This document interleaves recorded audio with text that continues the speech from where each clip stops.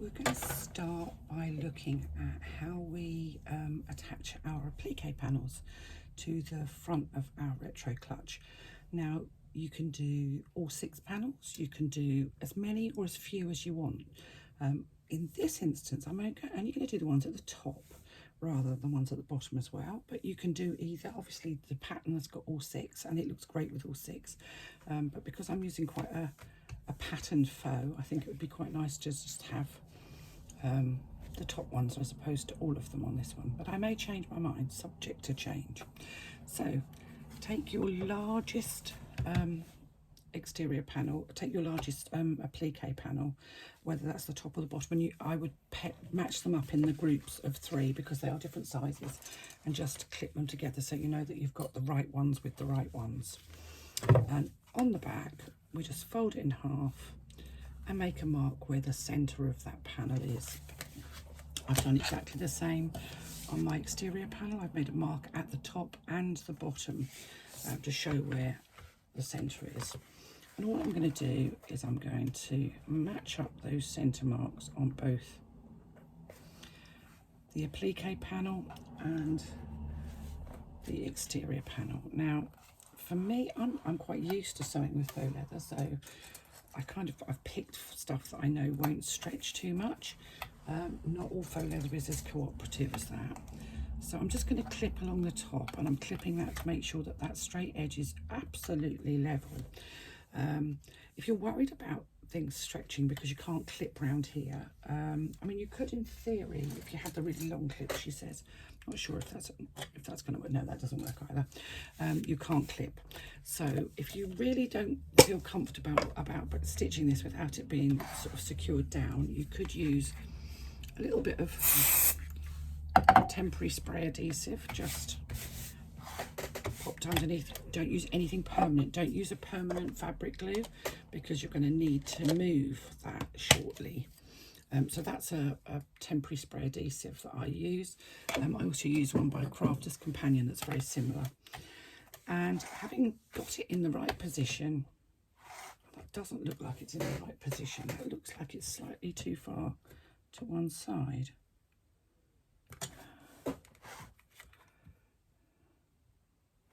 And it is slightly, so my central marks clearly aren't very good. I'll just use my temporary spray adhesive. Let's measure that one then. Let's do it measuring. 3/4.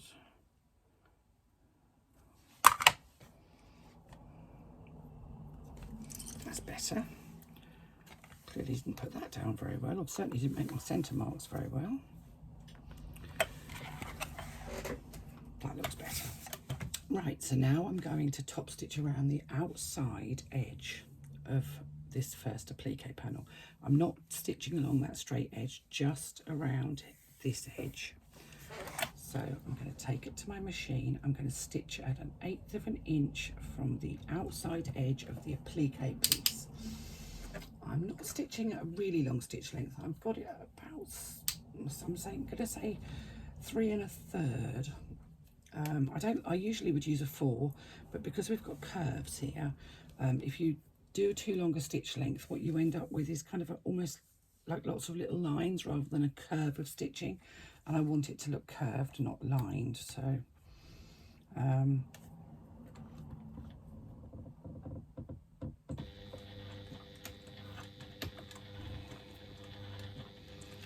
let's just slowly and carefully go around the outside edge. Now I believe the secret of doing this is to keep a nice, even, steady pace. And I'm a fast stitcher, I can sew a bag really quickly, but doing this needs to be done at a nice, slow, comfortable pace. As you get to these curves, you can literally just take it one step at a time, one stitch at a time. If you feel you need to hand crank around those curves, that's fine. Whatever way suits you. It's not worth ruining for speed. And that's what a lot of people get a bit carried away with. And it's why people sometimes don't like decorative effects, because they do add time to the making of the bag. And if you're a person that makes to sell, that's all profit that you're losing. However, I think the fact that you're making something completely unique far outweighs the lack of profit. And this bag could be made with or without any of the appliques. You could do it completely plain and classic and classy if you wanted to. It would be really quick to make then.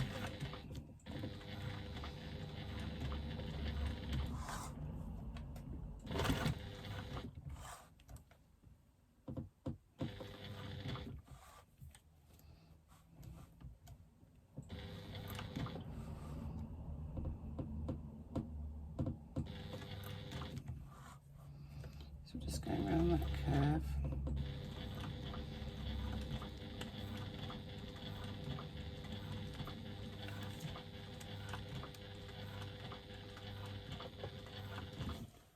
I'm just looking for this faux has a little bit of stretch to it, and I don't want it to stretch too far, so I'm just kind of holding it down just in front of the foot to make sure that it doesn't stretch too much.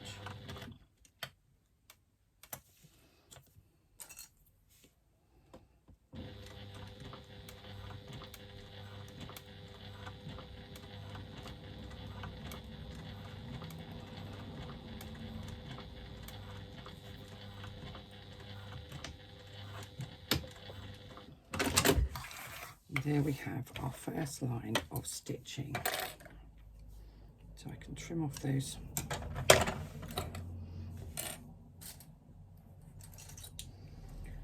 long threads, and we're going to grab our second. I can just see a little tiny bit on there that needs to come off. I don't think I've cut these very well.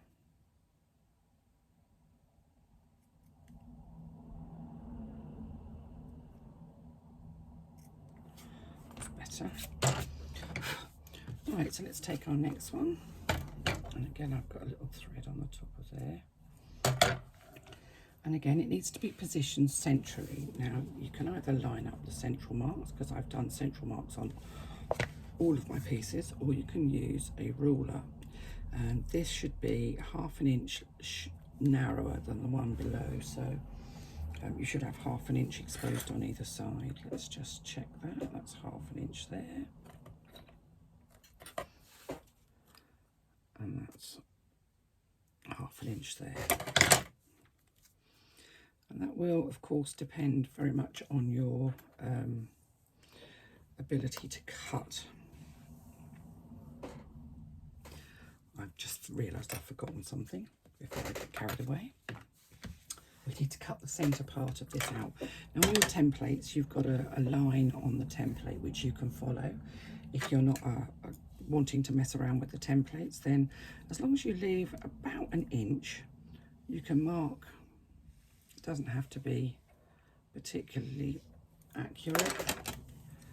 And you're just going to cut the top piece, the applique piece. You're not cutting the piece below.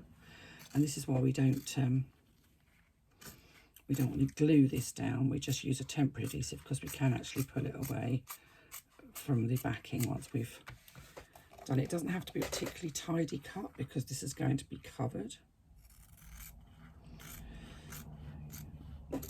You don't want this to be any less than 3/4 of an inch though. Now, I can hear some of you going, oh, isn't that wasteful? What's she going to do with that middle bit? I'll leave that. I'll use it for zipper tabs and all sorts of bits and pieces. If you just cut this out, this shape, and try and applique it on, believe me, it will go everywhere. The only way to sew that on properly is to actually have that centerpiece in, because that's the bit that keeps it stable. So that's why we cut the centerpiece out rather than cutting the original pieces to shape. So let's just measure this again, because I was somewhat distracted and forgot what I was doing. And again, I'm lining up this top edge.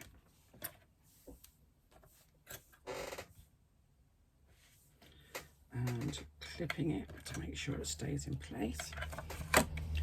Again, if you wanted to add a little bit of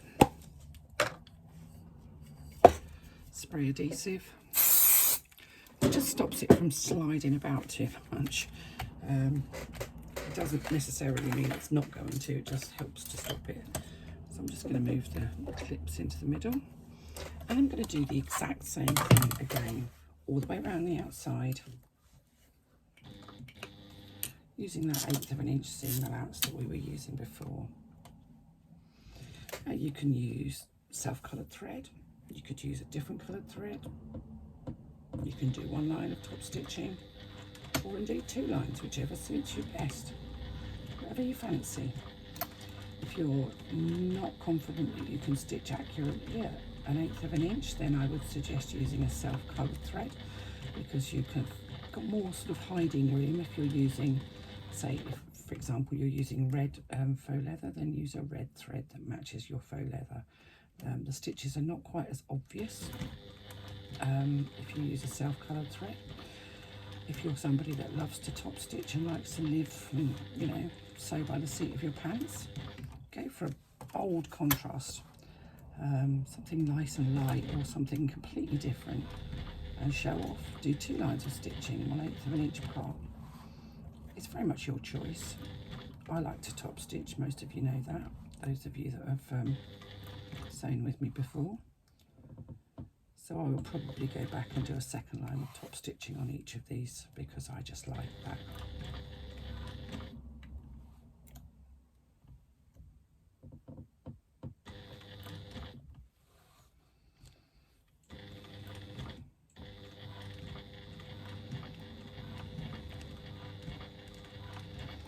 As I say, just take your time, be patient.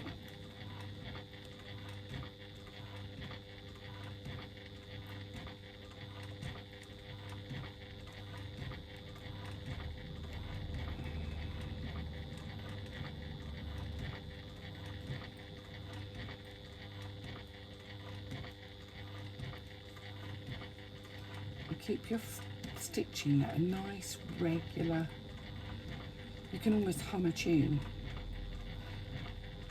I'm not going to sing. I've been known to, but I'm not going to.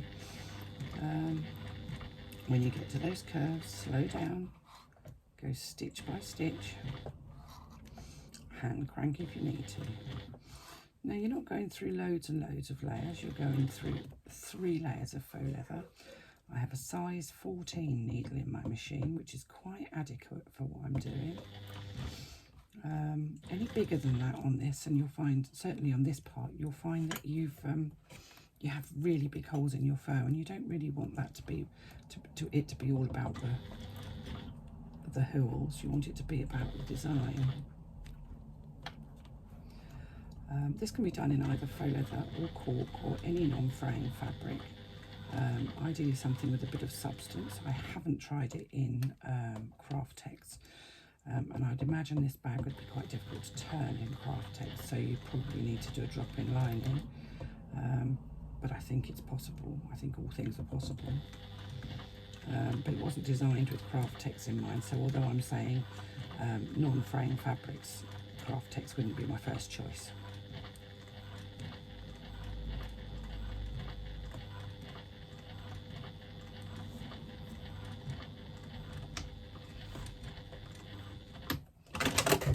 So we've had just a little bit of stretch there, because that's kind of gone just above the edge. I'm just going to trim that off. I'm going to trim it from the back, so I can just take off the excess. It's just so that when I put the next one on, I'm not following the line of the faux leather, which I know is wonky.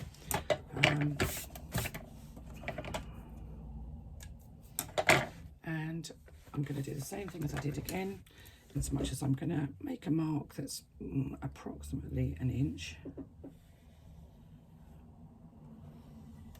from the edge.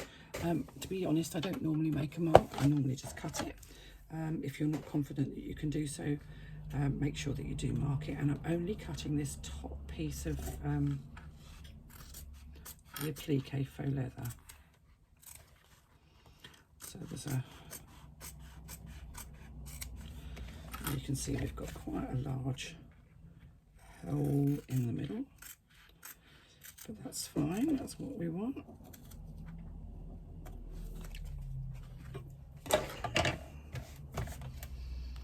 And then I'm going to take my final piece and lay it on again, 1/2 inch from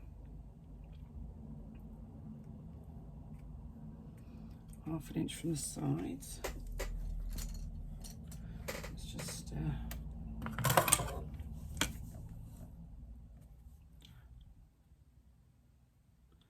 Let's just measure that.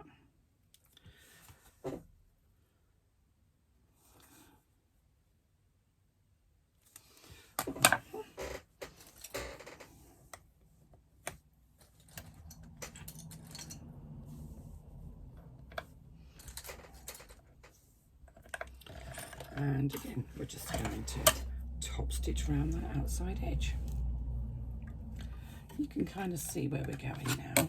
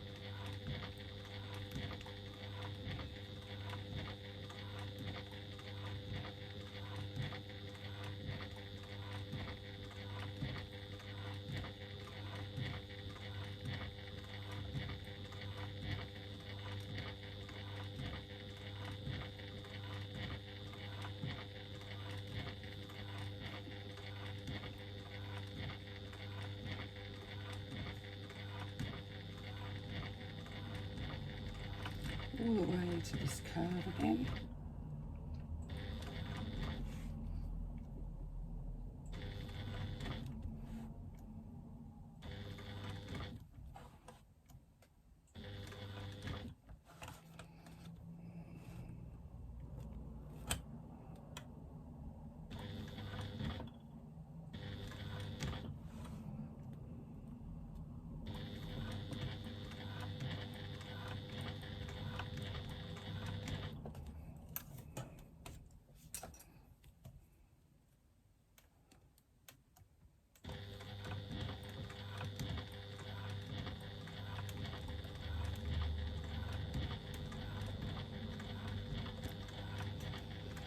And again, I've got a bit of stretch going on in this one as well.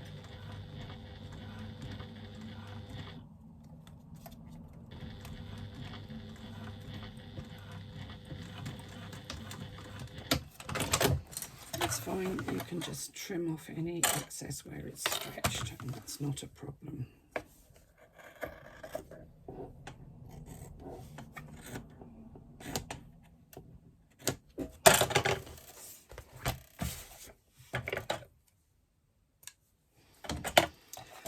So what we're going to do is we're going to repeat the same thing at the bottom.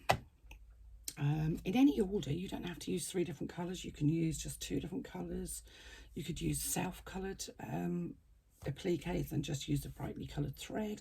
You could use self-coloured applique and use brightly coloured edge paints. It's very much your call. There's lots and lots of options. I'm just going to trim out the back now.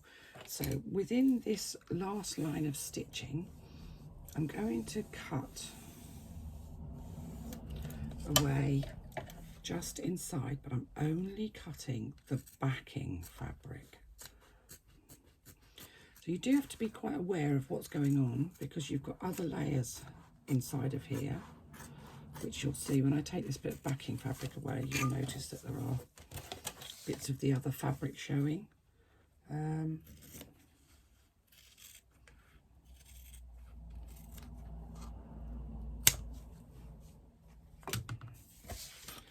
you can trim away as much or as little of that as you want to.